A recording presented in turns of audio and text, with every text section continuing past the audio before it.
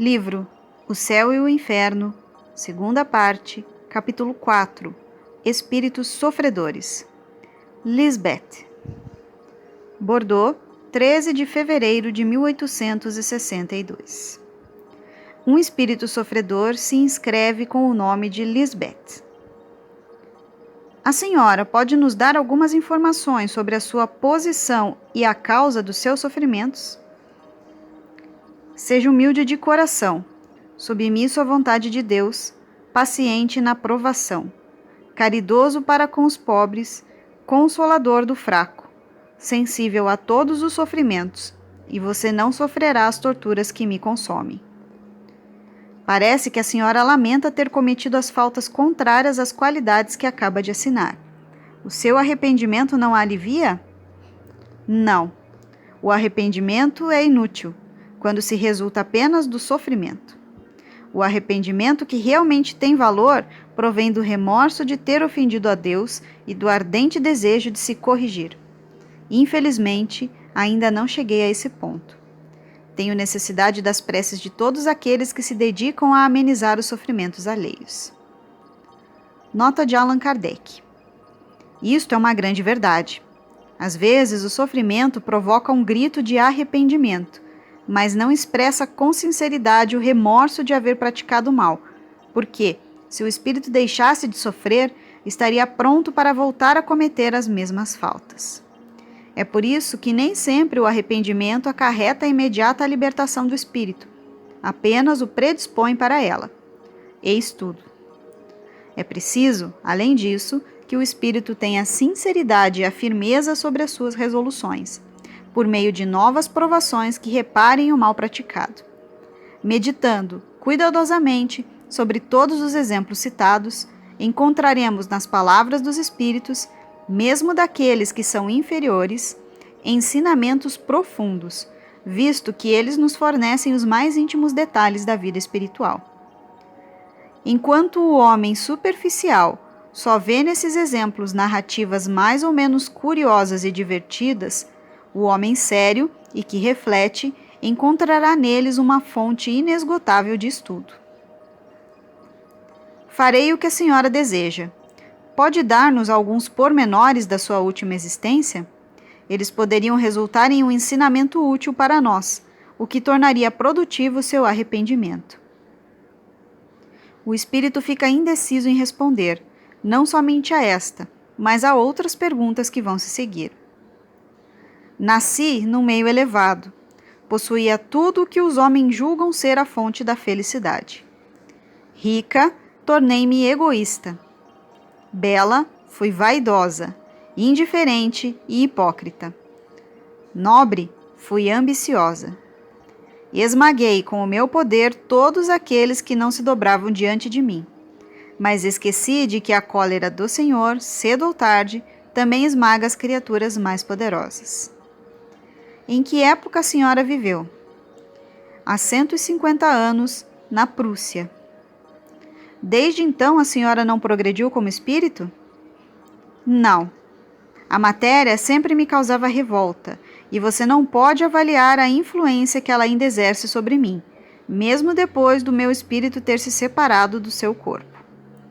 O orgulho me prende a fortes correntes, cujos elos apertam cada vez mais o pouco que o meu coração pode dar. O orgulho. Essa hidra de 100 cabeças que estão sempre renascendo, que sabe modular assobios venenosos, fazendo com que eles pareçam uma música celeste. O orgulho. Esse demônio que assume várias formas e que se amolda a todas as loucuras do espírito, que se oculta em todas as dobras do coração, que penetra em suas veias, que absorve e arrasta a alma para as trevas do martírio eterno. Sim, eterno. Nota de Allan Kardec. Provavelmente, o espírito diz não ter feito nenhum progresso, porque ainda está numa situação de sofrimento. Mas a maneira pela qual ele descreve o orgulho e lamenta suas consequências é incontestavelmente um progresso. Certamente, quando ainda estava encarnado e logo depois da morte, ele não poderia raciocinar assim. Consegue compreender o mal. o que já é alguma coisa. A coragem e a vontade de evitá-lo virão mais tarde. Deus é muito bom para condenar as suas criaturas a cumprirem penas eternas. Confie em sua misericórdia. Dizem que isso pode ter um fim, mas onde e quando? Há muito que eu procuro esse fim, mas só vejo sofrimento.